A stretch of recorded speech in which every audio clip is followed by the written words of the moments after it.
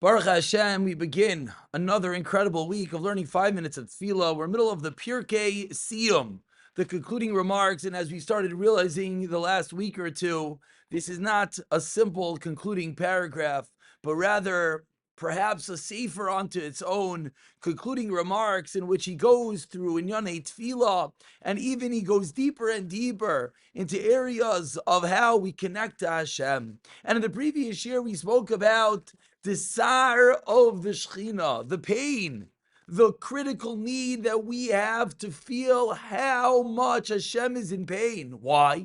Because that's the reason to daven to Him. We don't daven because we need something, because if we don't have something, there's obviously a reason why Hashem didn't give it to us. But we daven because Hashem is in pain, that we are in pain. And we have to feel that pain. And the problem is, and maybe if someone thought about this for a moment, he might have realized this is so obvious. This is so simple that Hashem is in pain when His children are in pain.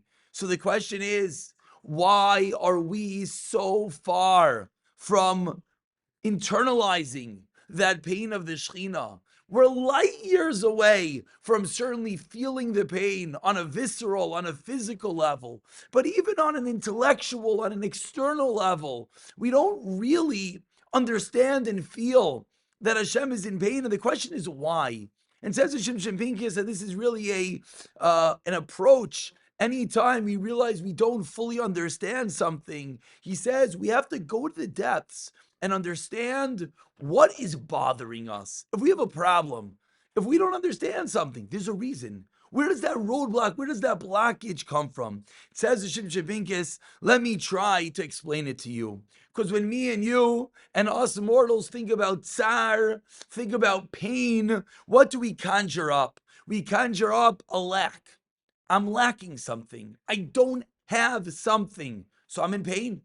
I feel lacking. Something is hurting me. Something is bothering me. Where does that come from? That comes when we don't have something. And therefore, on a very deep level, we're bothered that Hashem doesn't have something. He's Akol Yachol. He has everything.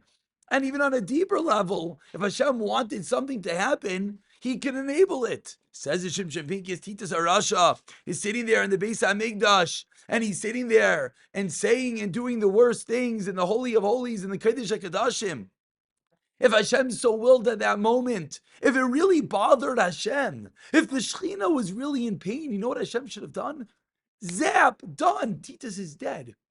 If Hashem didn't do that, obviously, it didn't really bother Him. Obviously, Hashem isn't really in pain. And therefore, something on a very deep level tells us, what does it mean that Hashem is in pain?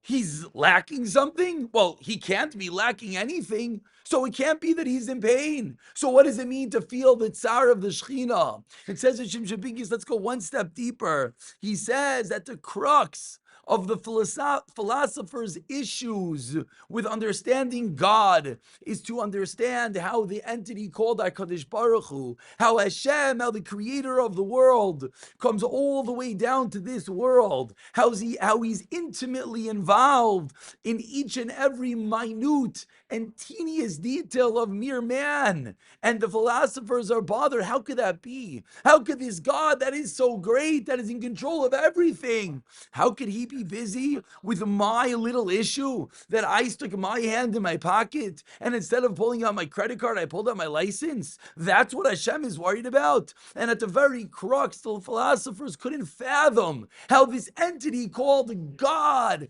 creator of the whole world, could be dealing with the smallest of details. But says Hashem Pinkis, we understand what's emunah. What do we believe? What does each and every one of us truly believe in our hearts of heart? We believe that Hashem is Akol Yachol. That yes, Hashem's greatness manifests itself specifically and precisely in that He can deal with us on the very small details. That the greater that God is, the greater He is able to deal on the lowest of lows, on the smallest of levels. His greatness specifically is He could do anything, including in everything and anything, is to be able to lower Himself down to the lowest of levels. So says Rav Shimshon Pincus. So now if I ask one, could God just take the world and throw it into space? Of course, he could do anything. If Hashem wants to just take the oceans and make them go crazy, he could do anything. So could God take himself and put himself in the dirt? Of course, he could do anything. So can Hashem, through his greatness, make himself, Kavayachal, feel pain? Of course. Because his greatness specifically is that he could lower himself down to the lowest of low levels. So says Shimshon Pincus, you want to know why we can't feel the tsar of the Shekhinah? We have to work on our emunah through tapping in, through realizing what does it mean, emunah on Hashem, that Hashem's greatness is not a contradiction to him dealing on the lowest of lows, but the opposite, that Hashem's greatness is precisely how he is able to deal on the smallest of levels. Through that, we're able to come to the realization that Hashem, of course, could feel his pain, and daven for that pain.